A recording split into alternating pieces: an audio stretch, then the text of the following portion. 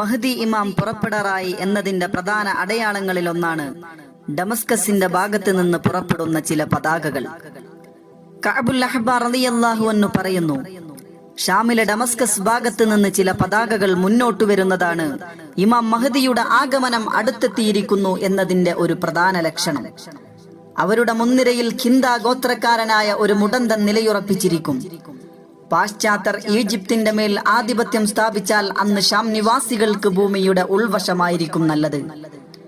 ഇവിടെ ഭൂമിയുടെ ഉൾവശം നല്ലതാണെന്നതിന്റെ വിവക്ഷ ജീവിതത്തെക്കാൾ നല്ലത് മരണമെന്നതാണ്. ഇതേ ആശയം സൂചിപ്പിക്കുന്ന ഒരു ഹദീസ് ഇമാം ഔസാഇ റളിയല്ലാഹു അൻഹു നിവേദനം ചെയ്തതായി കാണാം. അതിപ്രകാരമാണ്: മഞ്ഞ നിറത്തിലുള്ള പതാകകളും വഹിച്ചുകൊണ്ട് ചിലർ ഈജിപ്തിലേക്ക് പ്രവേശിച്ചാൽ ഷാമുകാർക്ക് പിന്നീട് നല്ലത് ഭൂമിക്ക് താഴെ ഒരു മാളം നിർമ്മിച്ച് അതിൽ കഴിഞ്ഞുകൂടുന്നതാണ്. ഇതെല്ലാം സുനൻ ഇബ്നു സഈദിൽ വന്നതാണ്. കറുത്ത പതാകകൾ ഏന്തിക്കൊണ്ടുവരുന്ന ഒരു സംഘത്തിന് പിന്നാലെയാണ് മഹ്ദി ഇമാം വരികയെന്നും മഹ്ദി ഇമാം രംഗത്ത് വന്നാൽ എന്ത് പ്രയാസം സഹിച്ചും അദ്ദേഹത്തെ സമീപിച്ച് ബൈഅത്ത് ചെയ്യണമെന്നും നബി സല്ലല്ലാഹു അലൈഹി വസല്ലമ തങ്ങൾ പഠിപ്പിച്ചിട്ടുണ്ട്. ഇസ്ലാമിൽ കറുത്ത നിറത്തിന്റെ പ്രസക്തി എന്താണ്? ചരിത്രത്തിലും വർത്തമാന സാഹചര്യങ്ങളിലും ഭാവിയിലേക്കുള്ള സൂചകങ്ങളിലും അതിന്റെ പ്രാധാന്യം എന്താണ്? ഇതേക്കുറിച്ച് പലരും പല നിലക്കും അന്വേഷിച്ചിട്ടുണ്ട്. ഉത്തരം നബി സല്ലല്ലാഹു അലൈഹി വസല്ലമ തങ്ങളുടെ തിരുവാക്യങ്ങളായ ഹദീസ് മാത്രമാണ്.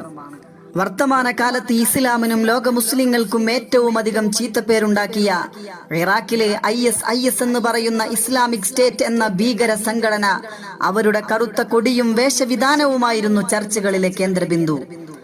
മക്ക വിജയത്തിൽ നബി സല്ലല്ലാഹു അലൈഹി വസല്ലമ തങ്ങൾ അണിഞ്ഞിരുന്ന കറുത്ത തലപ്പാവാണത്രേ ഐസിസിന്റെ ഖലീഫയ്ക്കു മാതൃക.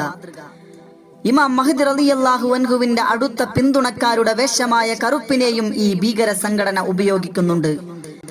ഞങ്ങൾ ഇമാം മഹ്ദിയുടെ ആൾക്കാരാണെന്ന് വരുത്തി തീർക്കാൻ വേണ്ടി മാത്രമാണത്. അമേരിക്കയുടെയും ഇസ്രായേലിന്റെയും നേതൃത്വത്തിലുള്ള ദജ്ജാലിന്റെ വ്യവസ്ഥയോട് ഏറ്റുമുട്ടുന്ന ധീരയോദ്ധാക്കളാണെന്ന് ഇവർ സ്വയം ഉദ്ഘോഷിക്കുകയാണ്. ഇമാം മഹ്ദിയുടെ പട്ടാളം തങ്ങളാണെന്ന് ഇവർ നിരന്തരം വീമ്പടിക്കാറുമുണ്ട്. എന്നാൽ നാം മനസ്സിലാക്കേണ്ട ഒരു കാര്യമുണ്ട്. ഇസ്ലാമിക ചരിത്രത്തെയും മുത്ത് റസൂൽ സല്ലല്ലാഹു അലൈഹി വസല്ലമ തങ്ങളുടെ വാഗ്ദാനങ്ങളെയും കൂട്ടുപിടിച്ച് ഞങ്ങൾ ഇസ്ലാമിന്റെ വക്താക്കളാണെന്ന് സ്വയം പറയുന്ന IS എന്ന ഭീകര സംഘടനയ്ക്ക് പരിശുദ്ധ ഇസ്ലാമുമായോ അള്ളാഹുവിന്റെ റസൂൽ സല്ലല്ലാഹു അലൈഹി വസല്ലമ തങ്ങളുമായോ ഇനി ലോകത്ത് വരാനിരിക്കുന്ന സയ്യിദ് ഇമാം മഹ്ദിയുമായോ യാതൊരു ബന്ധവും ഇല്ല എന്ന നഗ്നസത്യം നാം മനസ്സിലാക്കേണ്ടതുണ്ട്. ഇവിടെയാണ് പ്രവാചക വചനങ്ങൾ നമുക്ക് വഴികാട്ടിയാകുന്നത്. സൗബാൻ റളിയല്ലാഹു അൻഹു നിവേദനം ചെയ്യുന്നു, നബി സല്ലല്ലാഹു അലൈഹി വസല്ലമ തങ്ങൾ പറയുന്നതായി ഞാൻ കേട്ടു, നിങ്ങളുടെ നദിക്കരികിൽ വെച്ച് അത് കൈവശപ്പെടുത്താനായി 3 പേർ പരസ്പരം ഏറ്റുമുട്ടും. ആ 3 പേരും ഖലീഫമാരുടെ മക്കളായിരിക്കും. പക്ഷേ അവരിൽ ഒരാൾക്കും അത് കൈവശപ്പെടുത്താനാവില്ല. പിന്നീട് കിഴക്ക് നിന്ന് ചില കറുത്ത പതാകകൾ പ്രത്യക്ഷപ്പെടും. അവർ ഖലീഫമാരുടെ മക്കൾക്കെതിരെ ഘോരമായി യുദ്ധം ചെയ്യും. പിന്നീട് അള്ളാഹുവിന്റെ പ്രതിനിധിയായി ഇമാം മഹ്ദി രംഗപ്രവേശനം ചെയ്യും. ഇമാം മഹ്ദിയെ കുറിച്ച് നിങ്ങൾ കേട്ടാൽ നിങ്ങൾ അദ്ദേഹത്തെ ബൈഅത്ത് ചെയ്യുക. ഈ ഹദീസിൽ പരാമർശിച്ച ഖലീഫയുടെ 3 മക്കൾ തങ്ങളുടെ പിതാക്കളെ പോലെ അധികാരം വേണമെന്ന് ആഗ്രഹിക്കുകയും അതിനുവേണ്ടി യുദ്ധം ചെയ്യുകയും പക്ഷേ അതാർക്കും ലഭിക്കുകയില്ല എന്നുള്ളതാണ് യാഥാർത്ഥ്യം.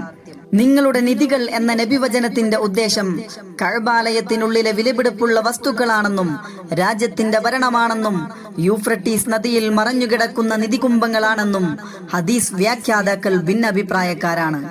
എല്ലാം ശരിയാവാനും സാധ്യതയുണ്ട്. ആദ്യം ഭരണം പിടിച്ചെടുത്താൽ പിന്നീട് മറ്റുള്ളവ സ്വാഭാവികമായും എളുപ്പമാണല്ലോ. മഹ്ദി ഇമാം വരുന്നതോടെ മുസ്ലിം സമൂഹത്തിന് വലിയ ഗുണങ്ങൾ ലഭിക്കുന്നതാണ്.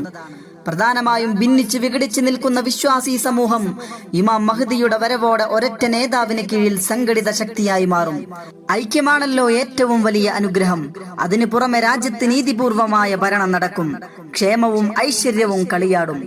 അബൂ അബ്ദുള്ള റളിയല്ലാഹു അൻഹു പറയുന്നു, എന്റെ പിതാവ് അലി റളിയല്ലാഹു അൻഹു എന്നോട് പറഞ്ഞു, വിശ്വാസികൾ പരസ്പരം കൈയൊഴിയുക, ചിലർ മറ്റു ചിലരുടെ പേരിൽ കുഫറും ശിർക്കും ആരോപിക്കുക, പരസ്പരം ശാപവാക്കുകൾ ചൊരിയുക എന്നീ കാര്യങ്ങൾ സംഭവിക്കുന്നതുവരെ നിങ്ങൾ പ്രതീക്ഷിക്കുന്ന കാര്യം അഥവാ മഹ്ദി ഇമാമിന്റെ ആഗമനം സംഭവിക്കുകയില്ല. ഞാൻ ചോദിച്ചു, പിതാവേ, അക്കാലത്ത് വല്ല ഗുണവും ഉണ്ടാകുമോ? പിതാവ് പറഞ്ഞു, എല്ലാ ഗുണങ്ങളും അക്കാലത്താണ് ഉണ്ടാവുക. കാരണം മഹ്ദി ഇമാമിന്റെ വരവോടെ മുസ്ലിം സമൂഹത്തിലെ പ്രശ്നങ്ങളും ഭിന്നിപ്പുകളുമെല്ലാം തീരും. മുസ്ലിം സമൂഹം അനുഭവിച്ചു വരുന്ന നിരാശയ്ക്കും ഇച്ഛാഭംഗത്തിനും പീഡനങ്ങൾക്കുമെല്ലാം അറുതി വരുത്താനായി അള്ളാഹുവിന്റെ അനുഗ്രഹത്താൽ ഇമാം മഹ്ദി നിയോഗിക്കപ്പെടുമ്പോൾ മഹ്ദിയെ അംഗീകരിക്കാത്തവർക്കും അനുസരിക്കാത്തവർക്കും വലിയ നാശമായിരിക്കും ഫലം. മഹ്ദി ഇമാമിനെ അംഗീകരിക്കുകയും അദ്ദേഹത്തോടൊപ്പം ചേർന്ന് പ്രവർത്തിക്കുകയും ചെയ്യുന്നവർക്ക് നബി സല്ലല്ലാഹു അലൈഹി വസല്ലമ തങ്ങൾ മംഗളം നേർന്നിട്ടുണ്ട്. മഹ്ദി ഇമാം വരുന്നതിന് മുമ്പ് ചില മാരക രോഗങ്ങളും മുൻകാല സമുദായങ്ങളുടെ ചരിത്രം അനുസ്മരിപ്പിക്കും വിധം ചില പ്രത്യേക ശിക്ഷകളും വരുമെന്ന് ഹദീസിൽ കാണാം. അലി റളിയല്ലാഹു അൻഹു പറയുന്നു, മഹ്ദി ഇമാം വരുന്നതിന് മുമ്പ് ചുവന്ന മരണവും കാലത്തും അകാലത്തുമായി രക്തവർണ്ണത്തിലുള്ള വെട്ടുകിളി ശല്യവും ഉണ്ടാകും. ചുവന്ന മരണമെന്നാൽ രക്തരൂക്ഷിത യുദ്ധമാണ്. വെളുത്ത മരണമെന്നാൽ പ്ലേഗ് മൂലമുണ്ടാകുന്ന മരണവുമാണ്. മഹ്ദി ഇമാം പ്രത്യക്ഷപ്പെടുന്ന മാസവും ദിവസവും മുൻഗാമികളായ പണ്ഡിത മഹത്തുക്കൾ നമുക്ക് പഠിച്ചു തന്നിട്ടുണ്ട്. അബൂ ജഅഫർ റളിയല്ലാഹു അൻഹു പറയുന്നു, ഇമാം മഹ്ദി പ്രത്യക്ഷപ്പെടുക ഒരു ആശൂറ ദിവസത്തിലായിരിക്കും. ഹിജ്റ കലണ്ടറിലെ പ്രഥമ മാസമായ മുഹറം മാസത്തിലെ 10-ാം ദിവസമാണ് ആശൂറ ദിവസം. അന്നൊരു ശനിയാഴ്ചയായിരിക്കും. കഅബാലയത്തിനടുത്തു വെച്ചായിരിക്കും ജനങ്ങൾ അദ്ദേഹത്തെ ബൈഅത്ത് ചെയ്യുക. ഇൻഷാ അല്ലാഹ് മഹ്ദി ഇമാമിനെ കുറിച്ചുള്ള കൂടുതൽ കാര്യങ്ങൾ അടുത്ത ഭാഗത്തിലൂടെ നമുക്ക് ചർച്ച ചെയ്യാം. തൽക്കാലം എന്റെ വാക്കുകൾ ഞാൻ അവസാനിപ്പിക്കുന്നു. വആഖിറു ദഅ്വാനാ അനിൽ ഹംദുലില്ലാഹി റബ്ബിൽ ആലമീൻ. അസ്സലാമു അലൈക്കും വറഹ്മത്തുള്ളാഹി വബറകാതുഹു.